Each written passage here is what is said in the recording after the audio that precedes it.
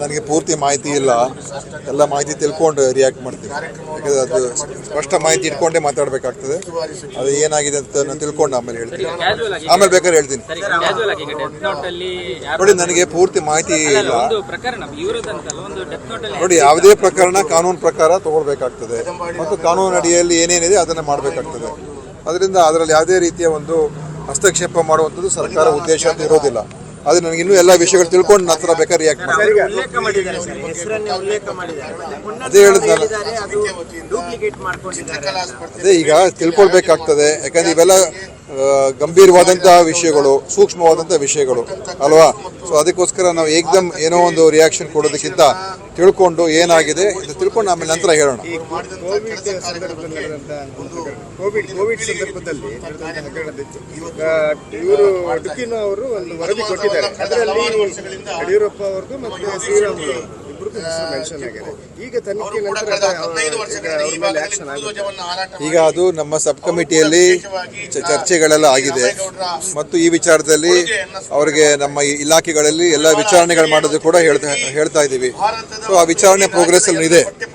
ಎಲ್ಲ ಪೂರ್ತಿಯಾದಂತ ನಂತರ ಮುಂದಿನ ಏನು ಯಾವ ರೀತಿಯಾಗಿ ಕಂಪ್ಲೇಂಟ್ ಕೊಡಬೇಕು ಮತ್ತು ಇನ್ನೊಂದು ಇದನ್ನ ಇವ್ರಿಗೂ ಕೂಡ ವಹಿಸಿದ್ದಾರೆ, SIT ಅಲ್ವಾ, SITಗೂ ವಹಿಸಿದ್ದಾರೆ. ಸೊ ಅವರು ಕೂಡ ಇದನ್ನೆಲ್ಲ ನೋಡ್ತಾರೆ.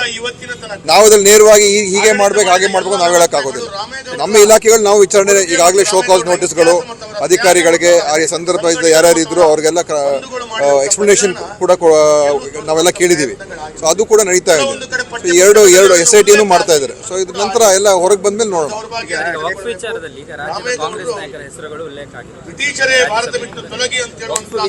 ನೋಡಿ, ವಕ್ಫನ್ನ ಇದು ಎರಡು ಅಂಶ ಇದೆ. ವಕ್ಫ್ನಲ್ಲಿ ಏನಾದರೂ ತಪ್ಪುಗಳಾಗಿದ್ರೆ, ಆ ಭೂಮಿಯ ದುರುಪಯೋಗ ಆಗಿದ್ರೆ ಅದು ಬೇರೆ. ಈ ಕಾನೂನಿಗೂ ಇದಕ್ಕೂ ಏನು ಸಂಬಂಧ ಇಲ್ಲ. ಈ ಕಾನೂನು ಅವ್ರು ಏನು ರಚನೆ ಮಾಡಿದರೆ ಇದು ಸಂವಿಧಾನಕ್ಕೆ ವಿರುದ್ಧವಾದಂಥ ಕಾನೂನು, ಆಯ್ತಾ. ಅದರಿಂದ ಇದನ್ನ ಖಂಡಿತವಾಗಿಯೂ ನ್ಯಾಯಾಲಯಗಳಲ್ಲಿ ಇದನ್ನ ನಾವು ಪ್ರಶ್ನೆ ಮಾಡಬೇಕಾಗ್ತದೆ. ಇವತ್ತು ಕೇಂದ್ರ ಸರ್ಕಾರ ದಬ್ಬಾಳಿಕೆ ಮಾಡ್ತಾ ಇದೆ. ನಾವು ಯಾರನ್ನೂ ಗಮನಕ್ಕೆ ತಗೊಳ್ಳೋದಿಲ್ಲ. ಇಂಥ ಸೂಕ್ಷ್ಮ ವಿಚಾರ ಬಂದಾಗ ಅದನ್ನ ಇನ್ನೂ ಸಂಯಮೆಯಿಂದ ಅವರು ರಚನೆ ಮಾಡಬೇಕಾಗಿದೆ, ಅವ್ರ ಕೆಲಸ ಮಾಡಬೇಕಾಗಿತ್ತು. ಆದರೆ ಅದನ್ನ ಬಿಟ್ಟವರು ಒಂದು ರೀತಿ ದ್ವೇಷ ಸಾಧಿಸ್ತಕ್ಕಂಥದ್ದನ್ನ ಮತ್ತು ರಾಜ್ಯದ ಒಂದು ಹಕ್ಕನ್ನು ಕೂಡ ಕಿತ್ಕೊಳ್ತಾ ಇದ್ದಾರೆ. ರಾಜ್ಯದ ಹಕ್ಕೇನಿದೆ, ರಾಜ್ಯದ ಭೂಮಿ ಮೇಲೆ ರಾಜ್ಯಕ್ಕೆ ಹಕ್ಕಿದೆ ಹೊರತು ಕೇಂದ್ರಕ್ಕೆ ಹಕ್ಕಿಲ್ಲ, ಆಯ್ತಾ. ಮತ್ತು ಈ ವಕ್ಫ್ ಕೂಡ ಸ್ಟೇಟ್ ಇದರಲ್ಲೇ ಈಗ ಧರ್ಮದತ್ತಿ ಏನೇನು ಎಲ್ಲ ಇದೆ, ನಮ್ಮ ಟ್ರಸ್ಟ್ಗಳು ಹಿಂದೂ ಧರ್ಮದ್ದೇ ಇರ್ಬೋದು, ಎಲ್ಲ ಕೂಡ ರಾಜ್ಯ ಸರ್ಕಾರದ ವ್ಯಾಪ್ತಿಗೆ ಬರ್ತದೆ, ಕೇಂದ್ರ ಸರ್ಕಾರದ ವ್ಯಾಪ್ತಿಗೆ ಬರಲ್ಲ. ಅದೇ ತರ ಇದು ಕೂಡ ರಾಜ್ಯ ಸರ್ಕಾರ ವ್ಯಾಪ್ತಿಯಲ್ಲಿದೆ. ಈ ತರದ ಒಂದು ಕ್ರಮಗಳು ದ್ವೇಷದಿಂದ ಕೂಡಿರ್ತಕ್ಕಂಥದ್ದು, ಅದೇ ಸರಿ ಇಲ್ಲ ಅಂತ. ಬೇರೆ ಭ್ರಷ್ಟಾಚಾರ ತಪ್ಪುಗಳಾಗಿದ್ರೆ ಅದು ಕ್ರಮ ತಗೊಳ್ಳಿ. ಓಕೆ,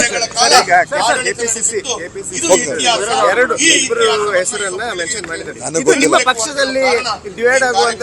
ಏನೇ ಡಿವೈಡನ್ ಆಗೋದಿಲ್ಲ. ಏನೇ ಆದ್ರೂ ಎಲ್ಲ ಒಮ್ಮತ ತೀರ್ಮಾನ ಆಗ್ತದೆ, ಯಾವ ಡಿವೈಡನ್ ಆಗಲ್ಲ.